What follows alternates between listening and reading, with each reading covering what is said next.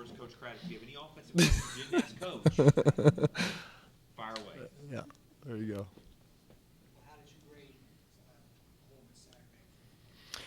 Yeah, I thought our guys, I thought it was very good. I thought we executed when we needed to and in some critical situations. I definitely think that we left a couple plays out there, but I was very proud of our first game, coming out, not really knowing what to expect from a new coaching staff.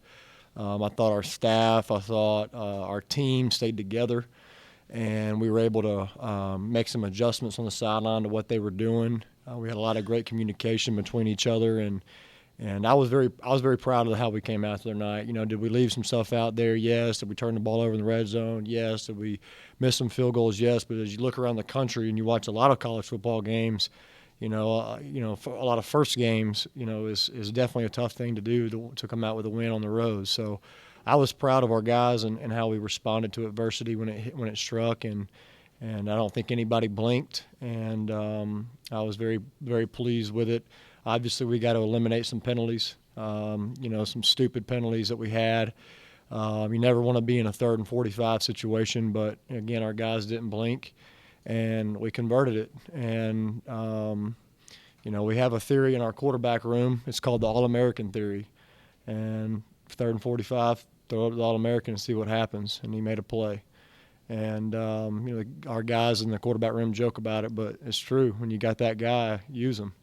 And I don't know if we'll ever convert another 3rd and 45 again, but we did that one. So, we just got to stay out of that situation from here on out. When you and Coach Morris scripted Ben going in on the 4th Mm-hmm. series, when that series started on your own 12-yard line, obviously it worked out well, but was there any discussion on the sideline of maybe pushing that back to another series? Yes, somebody mentioned it. It wasn't Coach Morris or I. I had full confidence in Ben -1 coming out. It was just one of those things. You scripted. Me and Coach talked about it. No matter what, no matter what, if it's on the +1 or -1, a 50-yard line, he's going in. And I had full confidence in him, and I believe in Ben, just like I believe in all of our quarterbacks, so they go in and do that. And he did a good job. In the first play he's out there is a bad snap, and it was a run play, and he was had the moxie and poise enough to throw it away over the head of Cortland before lineman could get downfield and save us the TFL. And I think that showed a lot of poise and a lot of moxie on his part to do that, and then to come in and to throw the ball that he threw, stepped up in the pocket versus pressure. And they brought field pressure on us, and running back did a great job picking it up, and Ben stepped up in the pocket and threw a great ball to Cortland and let him do the rest. And he was real fired up about that after he did it. He actually told me he on the headset said, "Coach, I'm about to go throw a touchdown." Okay, and he went and did it. So he's got a lot of confidence. How much did that series help him later when he had to come back in after Matt got hurt? Yeah, that's what we really struggled with, and that's why we decided to put him in on the 4th series, just in case something were to happen to Matt. We didn't expect anything to happen to Matt. It was one of those things. But when Matt went down with the injury, then we had to ride with Ben the rest of the way. We felt like he was ready, and we did that just in case something were to happen to Matt. And first game, last game, middle of the season. And we just felt like we had to get Ben some college football reps that he's never had before. You knew going in he was going to play some at North Texas, and now going into Baylor, no matter how much he plays this week, is it different, your preparation with him, knowing that it's his hometown, he'll have family, he'll have friends?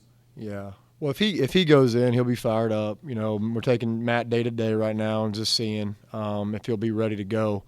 But if Ben gets in there, if he has to go, I know he'll be fired up. He'll be playing in front of his hometown crowd, and he'll be ready to go. I fully have confidence in any of the quarterbacks we got, whether it be Matt, Ben, Darryl, Connor Simpson, any of those guys, they'll be ready to go in case we need them. So it'll be fun. It'll be fun to see if Ben gets in there and see what he does in front of his home crowd.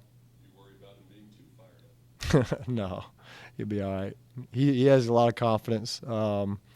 His first couple throws, he might if he does get in there, it might be a 95-mile-an-hour fastball, but he'll be fine.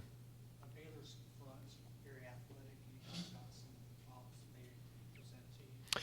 Yeah, I mean they're very athletic up front. We're going to have to do a good job of protecting our quarterbacks, especially with Matt being a little banged up. We're going to have to do a good job of allowing him to stay in the pocket and not run as much as he did last week. And our guys, Coach Fry and Coach Sorrells, will do a great job with our protection plan this week of getting what they feel like is the best possible chance to succeed. But yeah, they're very athletic, very big, and they're a lot different than what we saw last week, and we have to be ready for it.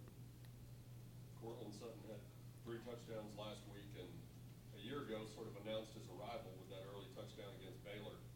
How do you expect Baylor to defend him differently this year than they did last week? Again, like I said last week, defensive coordinators, offensive coordinators, we do what we do schematically. I'm not gonna run the wishbone on Saturday, so I don't expect Coach Bennett to do anything different. Obviously, they'll be more aware of him this year because it was his coming out party last year. But I mean, when you look at the tape and you see the catches that he made, and that one touchdown catch, he went up and over the guy with one hand. That's literally the guy is tackling him in the end zone. How that doesn't make SportsCenter top 10, I have no idea. It's one of the best catches I've ever seen. And, we've been around DeAndre Hopkins and Sammy Watkins and Martavis Bryant and all those guys.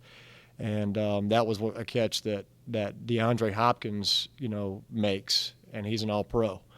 And how that's not on the SportsCenter top 10, I have no idea. But, he's definitely got a lot of confidence this year. I actually saw a video. I was just searching social media one time and saw a video on Odell Beckham in college and showed I sent that to him on social media, and the message said, "This needs to be you this year."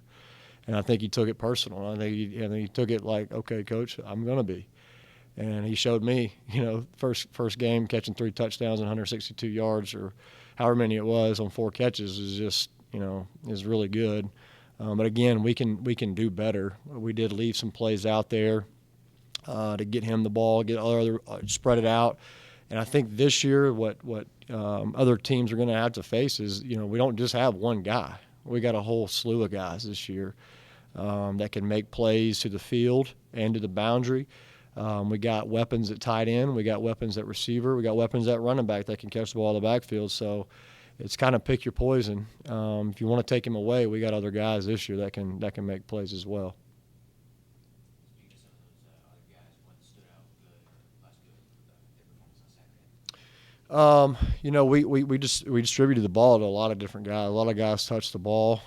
That was what was encouraging. I know in the first half only 2 guys had touched it from a receiver standpoint, a receiving standpoint, I should say. But in the second half, we were able to distribute it a little bit more.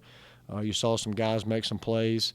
Hate that we had Myron open and missed him because he would have had a catch there on a sail cut to the boundary. I think he came back and caught one later on, but they all stood out. I mean, they're all working hard. The difference from last year to this year is just the effort.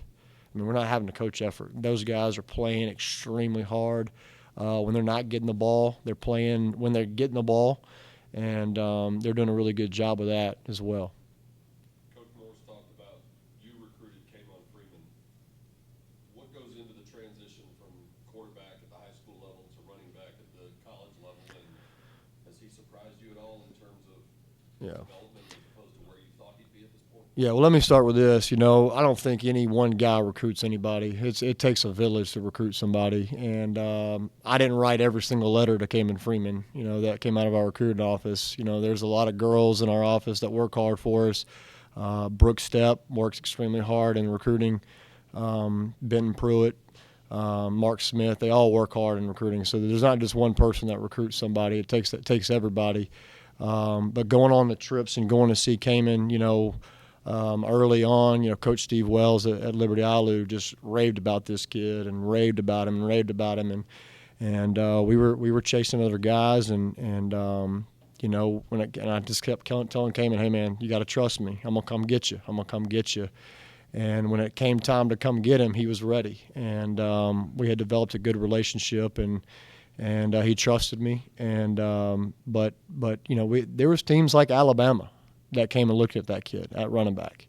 And knowing Billy Napier and those guys, I mean, they had him on campus, brought him up to camp and worked him out at running back. And to answer your question, when you go to a camp and you're a quarterback and you're trying to do running back drills, that's tough. You've never done that drill before, so you might not look as good.